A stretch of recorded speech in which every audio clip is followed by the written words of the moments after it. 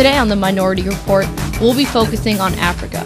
First, the president of Zimbabwe's birthday, and also floods in Burundi while food crisis sweeps the country.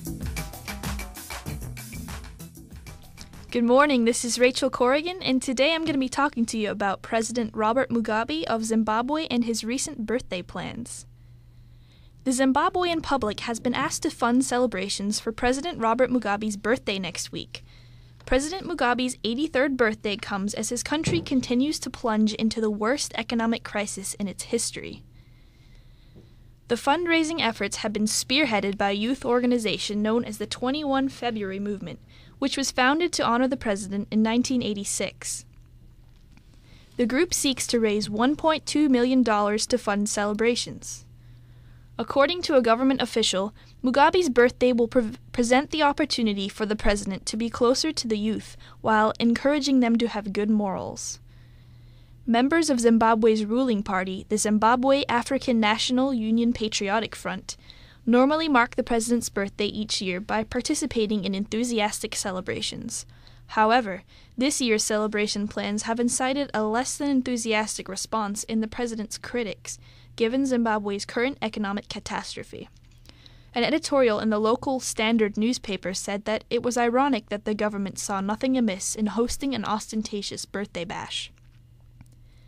During the last 8 years, the country's economy has been caught up in a dramatic downslide. The current annual rate of inflation is easily the world's worst, at a dismal 1,280%. According to the New York Times, hyperinflation has bankrupted the government, left 8 in 10 citizens destitute, and decimated the country's factories and farms. The central bank's most recent attempt to combat this problem was to declare inflation illegal. Anyone who raises prices between March 1st and June 30th will be arrested. The Zimbabwean people are lacking in many essential items, such as food and pharmaceuticals. While health professionals have been on strike for 5 weeks, the country's teachers have staged a work slowdown in an effort to secure a pay increase. On top of the country's economic woes, an outbreak of cholera has hit the capital city, while an AIDS epidemic continues to claim many lives.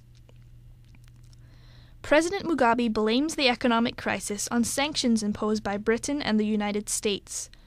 However, the president's critics attribute problems to a series of controversial reforms, including seizures of white-owned farmland. Opponents estimate that this redistribution of farmland has caused agricultural production to decrease by 40%.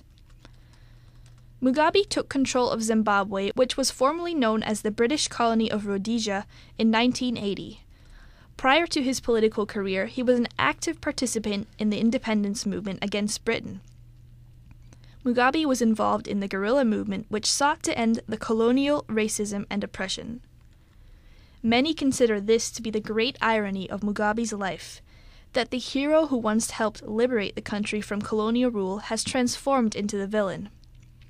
The recent controversy surrounding Mugabe is another episode in a long line of contentious policies enacted by the president.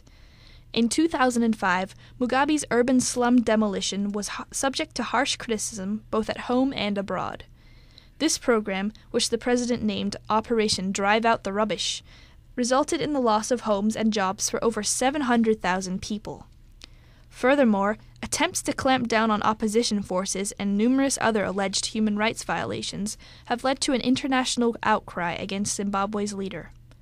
Some critics believe Mugabe is losing his grip on the country after 27 years in power.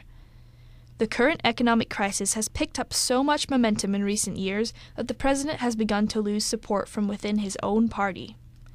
Lack of participation among the public in next week's birthday celebrations could signify a growing discontent among the Zimbabwean people.